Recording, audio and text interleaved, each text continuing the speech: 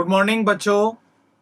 Shri Ram defence academy के digital platform पर आपका फिर से हार्दिक स्वागत है। आप सभी को नमस्कार, सत श्री अकाल, जय श्री कृष्णा, राधे राधे। आज हम बात करेंगे डायमेंशंस की इंपॉर्टेंस की। डायमेंशंस जो है वो क्या वर्क डन करेगी, क्यों डायमेंशंस की इंपॉर्टेंस अपने जीवन में है। जीवन मतलब इस भौतिकी में, इस फिजिक्स में, एयरफोर्स नेवी के एग्जाम में आपको डायमेंशंस के क्वेश्चन और कहां से मिल सकते हैं, अपन विचार करेंगे उस पर। तो आ जाइए भैया। पहला जो पॉइंट है आपका वो क्या है, वो है बीमा की जरूरत आपको क्यों पड़ेगी, बीमा की आवश्यकताएं। और बीमा की आवश्यकताओं से भी क्वेश्चन जो है वो पूछा जा सकता है। बीमा की आवश्यकता या बीमा की जरूरत से पूछा जाने वाला जो क्वेश्चन है वो समझो।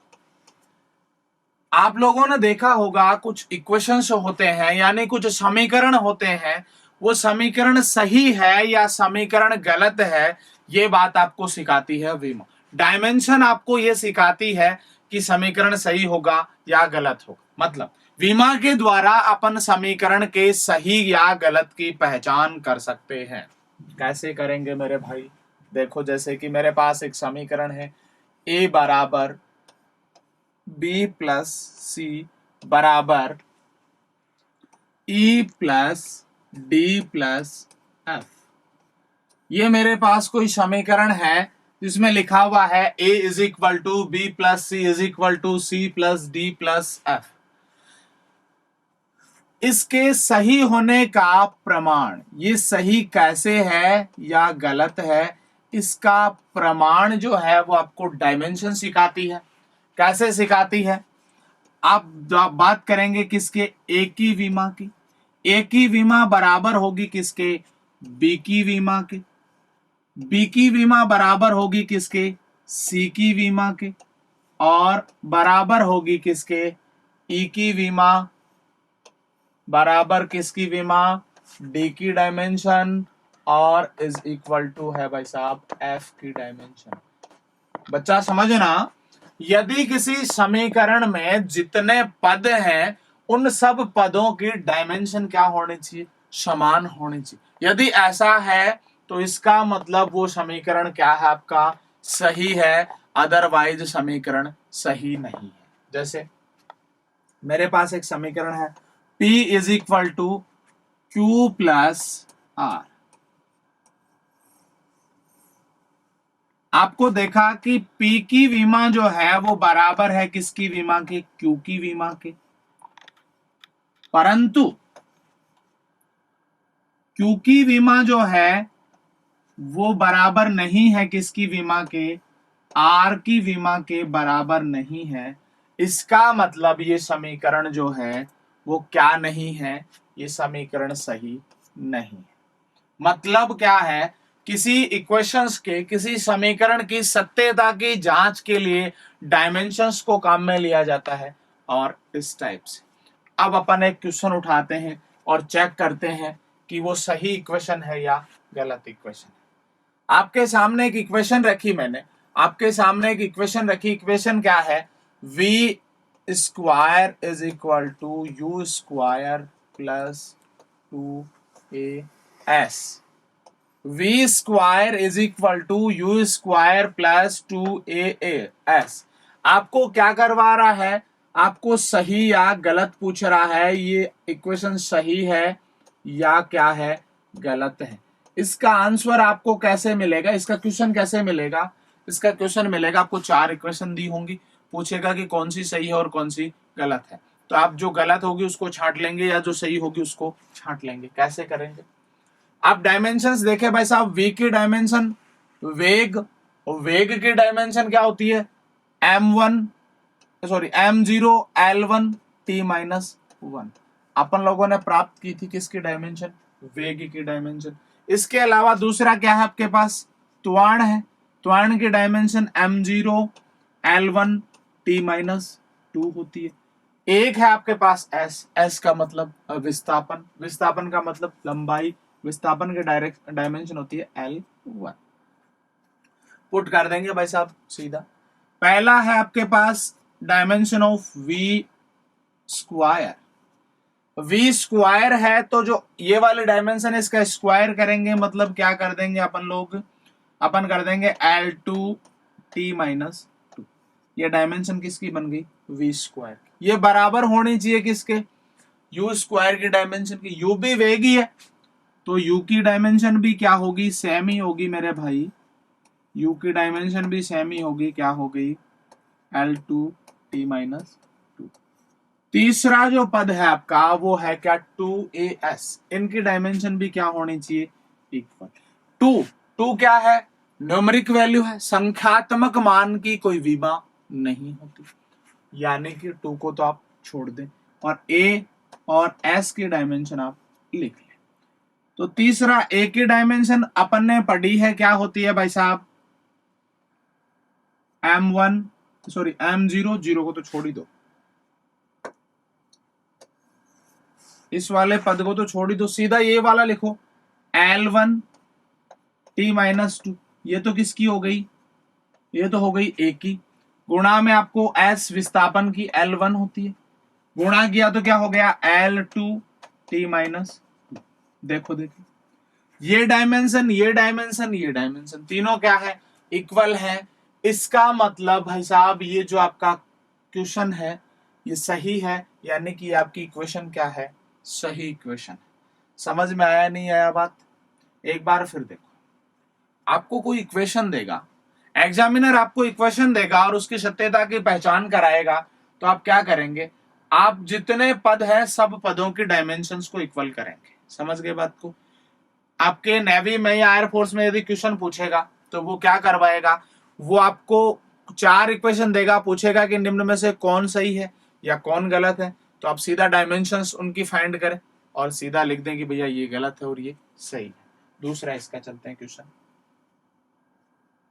दूसरी इक्वेशन आपको क्या मिली, दूसरी इक्वेशन आपको मिली s is equal to ut plus half at square.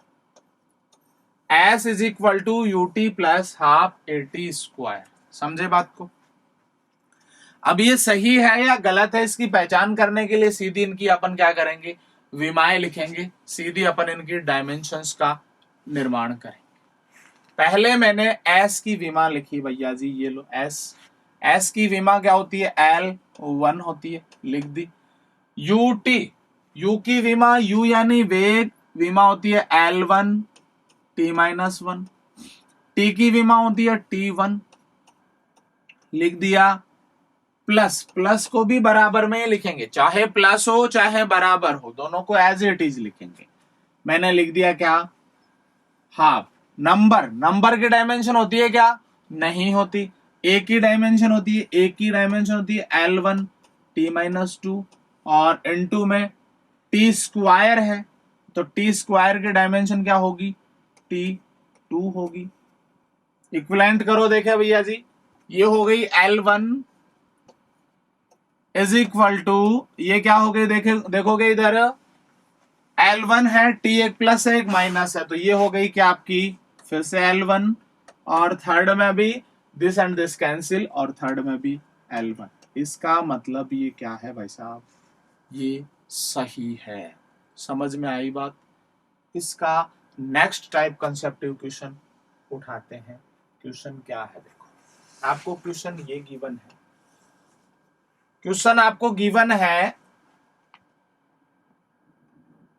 P is equal to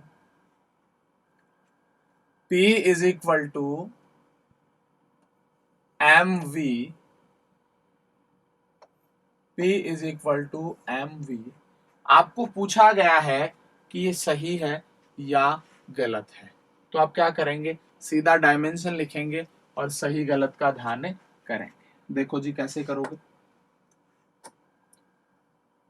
m यानी कि होता है मास, डायमेंशन होती है m1। v यानी होता है पोटेंशियल, डायमेंशन क्या होती है v की, L1t-1।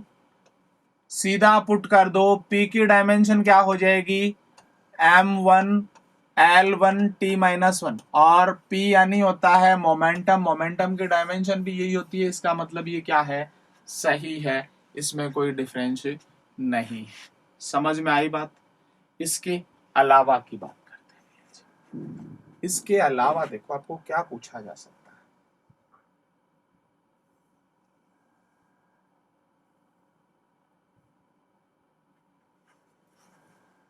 देखो इसके अलावा यदि अपन बात करें तो कैसा क्वेश्चन बनता है देखो। इसके अलावा क्वेश्चन बना, देखो मैंने लिखा P V T is equal to E V T is equal to E power X power T. ये कोई इक्वेशन है, कोई भी ये न्यूमेरिक वैल्यू है। P V T is equal to V power E power V T is equal to X power E power X T. आपको dimension पूछी किसकी? एक्स की डायमेंशन पूछी। एक्स की विमा क्या होगी? एक्स की विमा क्या होगी? यदि ऐसा ही आपको क्वेश्चन पूछता है तो आप क्या करेंगे? इस टाइप के क्वेश्चन में आपको कोई टेंशन करने की जरूरत नहीं है। आपको ना इधर कोई लोड लेना है ना कोई। आपको इतना ध्यान रखना है कि ई की जो पावर है ना, उस पावर की डायमेंशन कितनी होगी? 1 होगी। ए की पावर की डायमेंशन होगी 1, यानी कि एक्स की डायमेंशन और टी की डायमेंशन को जब मैं मल्टीप्लाई करूंगा तो मेरे सामने क्या आना है? 1 आना है। तो एक्स की डायमेंशन इज इक्वल टू क्या हो जाएगी? एक्स की dimension is equal to 1 upon किसकी डायमेंशन? टी की डायमेंशन। हो गई नहीं हो गई? टी की डायमेंशन क्या होती है? टी माइनस T1 होती है, और ये क्या हो जाएगा? -1। तो एक्स की डायमेंशन क्या होगी? T-1। एक बार फिर समझना, ए की पावर में कुछ भी हो, जैसे आपको दे दिया भाई साहब, जैसे आपको दे दिया क्वेश्चन में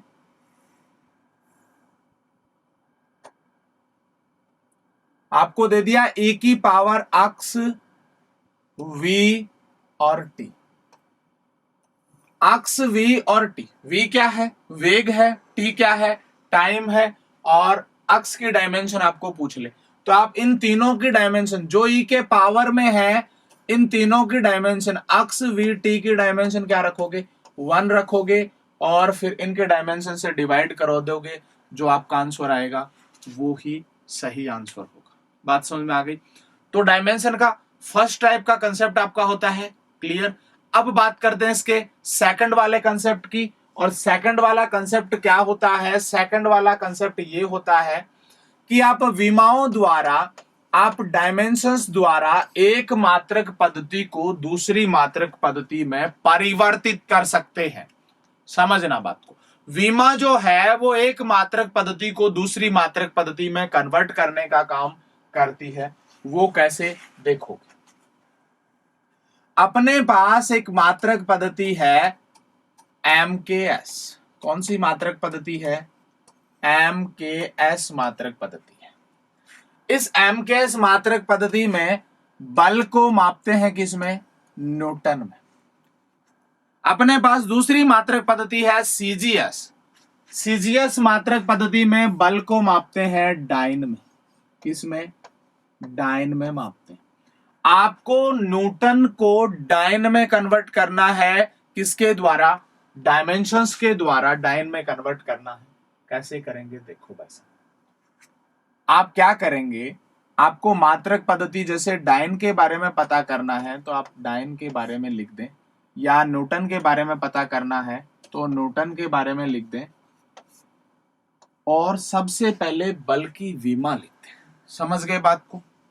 बल की विमा, जैसे कि आपने बल की विमा लिखी M1 L2 T minus sorry M1 L1 है ना, M1 L1 T-2 डायमेंशन इसकी आपको फाइंड करनी है, सॉरी डायमेंशन नहीं फाइंड करनी है, आपको क्या फाइंड करना है, आपको मात्रक पद्धतियों में चेंज देखना है। आपको जिस मात्रक पद्धति में बदलना है ना, उसके फॉर्म तो लिखोगे ऊपर, और जिसमें है उसमें लिखोगे नीचे। बदलना किसमें, सीजीएस में। तो आप सबसे पहले देखो एम यानी कि मास को सीजीएस में किस में मापते हैं, ग्राम में, और एमकेएस में किलोग्राम में। तो सब एमकेएस वाले को नीचे लिख दो, 1 लिख दिया। 1 किलोग्राम में ग्राम कितने, 1000, 1000 को मैंने लिख दिया ऊपर, लिख दिया, घात लगा दी। कितनी घात, 1 घात। समझ गए बात को। दूसरा मैंने क्या किया, दूसरा मैंने एल, देखो ये एल मतलब लंबाई, एमकेएस में मापते हैं मीटर में, सीजीएस में किस में मापते हैं, सेंटीमीटर में। 1 मीटर में कितने सेंटीमीटर, 100 सेंटीमीटर। लिखा भाई साहब 100, घात लगा दी, कितनी कितनी लिखी, 1 लगा दी। फिर क्या किया, मैंने टाइम की बात की, टाइम दोनों में ही सेकंड में समान मापते हैं, तो लिखा मैंने 1/1 की पावर -2। भाई साहब कन्वर्ट करूंगा, कन्वर्ट कैसे करूंगा, 1000 है आपके पास, गुणा में ये कितना है, 100 है, और इससे आपको कुछ मिला नहीं, तो 1000 गुणा 100 कितना हो गया, 10 की पावर 5। किसमें, सीजीएस में। क्या कहते हैं, डाइन। तो 1 न्यूटन बराबर कितना डाइन होता है, 10 की पावर 5 डाइन होता है। बात समझ में आ गई, नहीं आ गई। तो अपन ने एमकेएस से सीजीएस में बदल लिया, किसके द्वारा, डायमेंशंस के द्वारा। ऐसे ही मेरे पास क्वेश्चन है दूसरा क्वेश्चन क्या है, देखो क्वेश्चन है 1 जूल को सीजीएस में कन्वर्ट करो। 1 जूल को किस में कन्वर्ट करो, सीजीएस में कन्वर्ट करो। किसके द्वारा, विमा के द्वारा। समझ गए बात को। तो भाई साहब वही फॉर्मूला होगा, कार्य है जूल का मतलब कार्य विमा होगी m1 L2 T-2। सीधा लिखोगे भाई साहब, आप क्या करोगे, सीधा लिखा आपने वही 1000/1 का पावर 1, फिर लिखा सेंटीमीटर में 100/1 का पावर कितना आ गया आपकी बार 2, और फिर 1/1 का पावर लिखा आपने -2। यहां से आपने फाइंड किया, आपके पास वैल्यू आई 10 की पावर कितनी, माइनस नहीं, 10 की पावर 7 अर्ग, 10 की पावर 7 अर्ग। 1 जूल का वैल्यू कितना आ गया, 10 की पावर 7 अर्ग।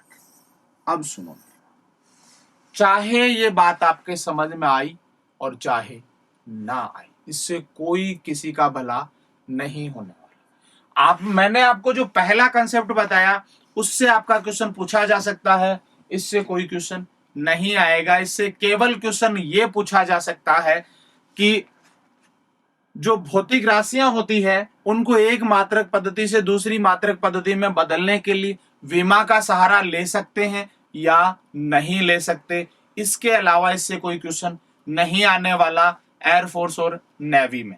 यदि आप लोग इसके झंझट में पढ़ना चाहते हैं तो ये क्या है, गलत है। इसके झंझट में नहीं पढ़े, इससे केवल एक ही चीज सीखे, और वो चीज क्या सीखी जाएगी, वो चीज ये सीखी जाएगी कि भौतिक राशियों के जो मात्रक हैं उनको एक मात्रक पद्धति से दूसरी मात्रक पद्धति में बदलने के लिए विमाओं का सहारा ले सकते हैं। बाकी इससे कोई क्वेश्चन नहीं आएगा। बात समझ में आ गई, नहीं आ गई।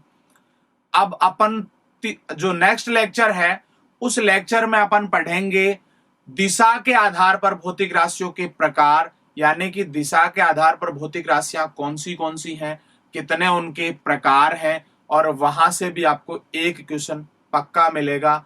तो मिलते हैं नेक्स्ट वीडियो में, तब तक के लिए धन्यवाद, थैंक यू।